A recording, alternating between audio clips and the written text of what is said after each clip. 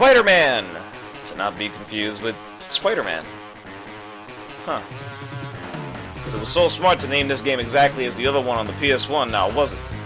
Now when you tell your friends I'm playing Spider-Man, they're going to be all chronologically confused and ask which one, to which you reply, Spider-Man 1 of course, and they're going to be like, wait, what? There's two Spider-Man? What the hell? What do you mean there's two Spider-Man 1s? And thus, the confusion starts. Now people have to start giving ugly-ass subtitles to games because the publishers couldn't do it themselves. Lazy. Unless there's a reboot, there should never ever be a game that has the same title as another one. It just messes things up. It messes with the feng shui. Take Sonic the Hedgehog, for example. There's 2 games under that title because Sega thought the 2006 version would be up to par with the original. And guess what? Spoiler alert! It wasn't. Nobody even acknowledges that game as Sonic the Hedgehog anymore. It's just Sonic 06. Ugh. Anyways, I'm getting sidetracked. This is Spider-Man, the movie game. As you can clearly see, this Spider-Man game came back to the PS2 and came back with a vengeance, sporting a huge graphical update in contrast to the PS1 counterpart, and various tweaks and new gameplay mechanics. Treyarch was now at the helm with this game, and it was their turn to dig out Spider-Man from the trenches that Vicarious Visions had left them in. Did they succeed, or was it another spectacular spider bomb? Well, let's find out. The game is simplistic and straightforward when it comes to the plot. There's no messing around here. It loosely follows the movie's plot while taking a few liberties in order to add a couple of things to prolong the game time. Because of that, we see villains in this game that we normally wouldn't have seen if it followed the film to a T. Returning villains are the Shocker and Scorpion, who are brought back to much revamped versions of their past counterparts. Shocker! I'll chase you to the ends of the earth! And a brand new villain that we have yet to really see get the limelight in a 3D Spider-Man game, which is the Vulture. While the characters are revamped in terms of design and attitude, they're really reduced to nothing more than just generic thugs on the run from Spidey for stealing jewels from the jewelry. It's the Scorpion who admittedly steals the show in terms of actually getting me interested in a Spider-Man villain in a Spider-Man game, and it's all because of his origin being changed. You see, the Scorpion's origin was that of a man who went through radical testing from scientists under the hand of J. Jonah Jameson to take down Spider-Man. The procedure complicated itself, causing the suit to permanently mend to Matt Gargan's body. It caused him to just go flat-out psycho and be obsessed with getting revenge on J. Jonah Jameson for ruining his life. In this game, Scorpion is a government experiment gone wrong, which has caused him to go flat-out schizophrenic, throwing out references to the Illuminati and so forth. He's being chased down by Oscorp due to what they call arachnid DNA in his system, which would help progress the super soldier serum that Norman Osborn was depending on to save his company. Military contracts, etc., movie tie-in stuff. It's an interesting new take on the character that admittedly sparked my curiosity and had me wishing that this was further developed. But in typical form, it's gone faster than they can realize that they had the potential for something really good here. Well. When it comes to gameplay, however, I think the best word to describe it is a word I used earlier. Revamped. Treyarch uses the template of what Neversoft did and added some new kinks into it. For starters, we now have a combo system in place. Instead of Spider-Man just doing his patented mule kick and double axe handle, we now get new combos with different combinations of buttons. They're a nice touch, but to be honest, those who have ever played this game know that there's only 2 real combos to do at any given time, and that's Tackle and Haymaker. Haymaker usually one-hit kills every enemy except bosses, but even so, it staggers them, and Tackle knocks down everyone, giving you breathing room. In the earlier stages, it also one-hit kills, so there's that. They both also seem to home into targets, making it effective against any enemy that seems to be avoiding you, and they also guard break for the occasional thug that blocks your hits. While I appreciate the in-depth nature of the combo system, I don't particularly care for most of the moves. Granted, some of them are cool, but they have the main problem of usability. That and, well, there's far too many to memorize, making them a chore to actually do without having to pause the screen and look at the command list. A perfect example is a move like High Stomp, which only ever works on mooks.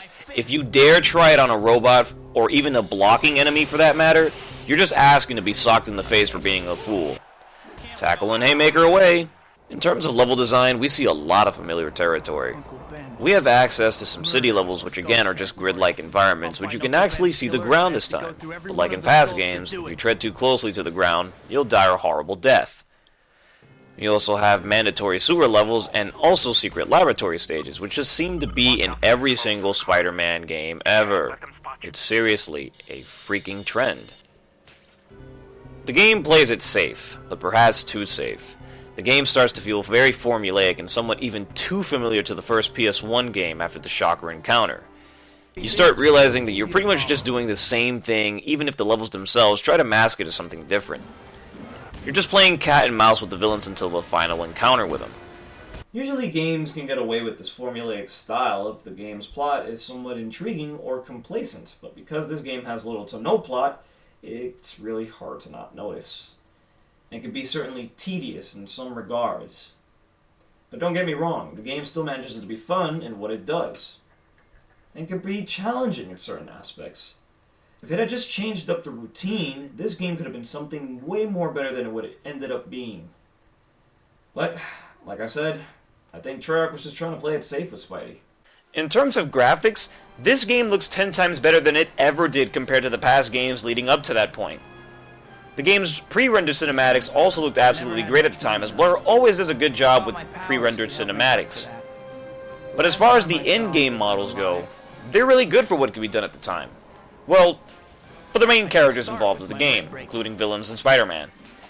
Mooks look odd and often look like they're made out of wax. Just ask Stone Cold Steve Austin over here. Austin 316 says I just whipped your ass, and that's the bottom line, because Stone Cold said so. Though I've always wondered, why exactly Spider-Man's hands look like they've been ran over and put under a shrink ray? We aren't done here, Scorp. And also, the in-game cinematics also look off at times. The animations don't translate well at certain points and makes it look stiff. But it's a game from 2001, so I guess we can't really expect too much now. Too late. Don't worry, Mary Jane. I'm coming.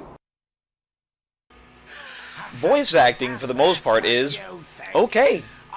Willem Dafoe does an exceptional job reprising his role as the Green Goblin, as he sounds just as animated as he did in the film. And the rest of the cast does their jobs just as well, but Tobey Maguire, I'm just gonna say it straight, guys, he sounds absolutely bored in this game. None of his jokes translate well into the game and often fall flat. He fails to deliver an emotional line when needed, and couldn't make it seem to care like he gave a damn about being involved in this project. Hell, Stephen Hawking could emote better than this guy does in this game. So you must be Quilt Man, Padded Pete, Mr. Triple Ply? Oh, I've got it. The cushion. However, everything else in this game when it pertains to sound is great. Punches and kicks sound satisfying. The goons make hilarious grunts and groans upon being defeated. Oh, clever. Look out! And the music is probably some of the best Spidey's ever had in any video game. Seriously, the Goblin's theme in this game should have honestly been in the film. It's just way too badass. What a day.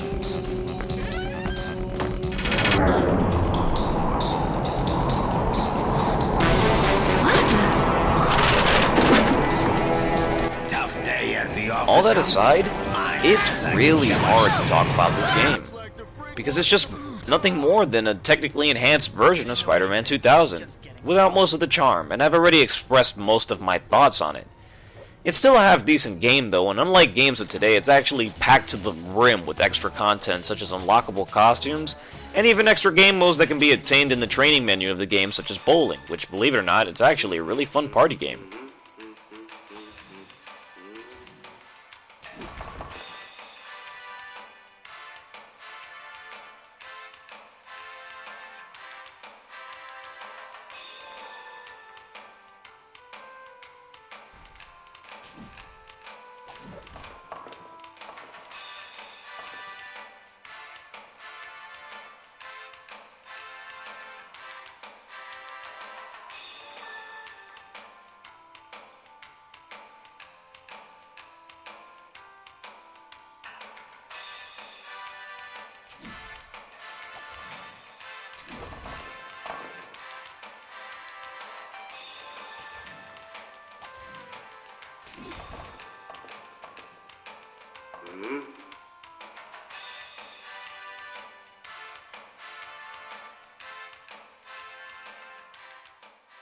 Nowadays, you'd get charged $15 for the like of that.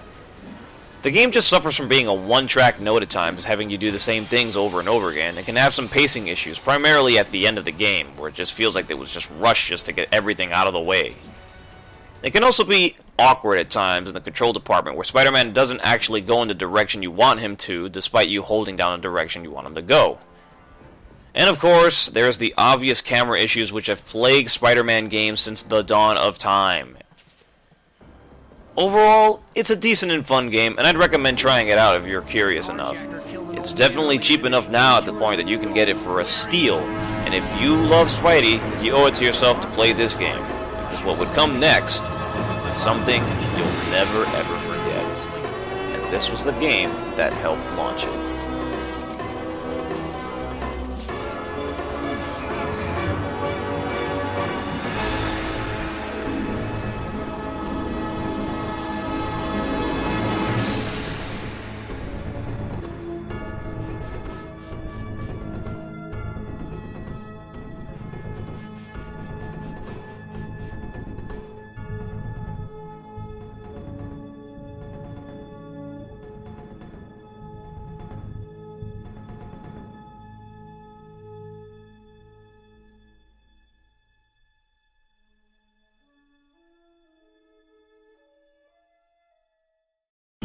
Usually games can get away with this formulaic style, but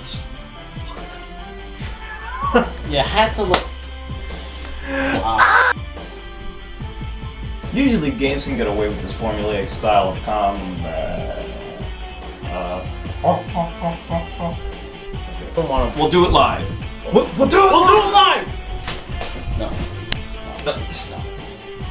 Keep it rolling. We got this. This is going to be the tape, okay? I don't know what. Pain in the ass.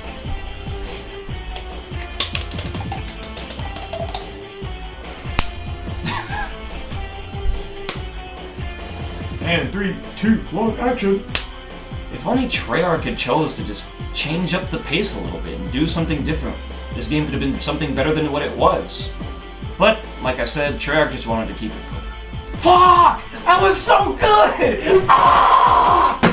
Because of this, the game can get somewhat tedious, but it still manages to be fun in what it does and can be certainly challenging in certain aspects. Repetition is really bad. Usually games can get away with certain fucking shit ass bitch cunt back. Alright, cut the tape. We're gonna try it again.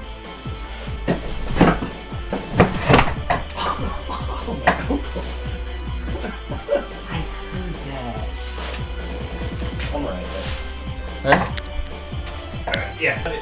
Because of this, the game can get somewhat tedious in certain regards, but it still manages to be fun in what it does. It can be certainly challenging in certain... Fuck! Again! Certainly challenging in certain aspects.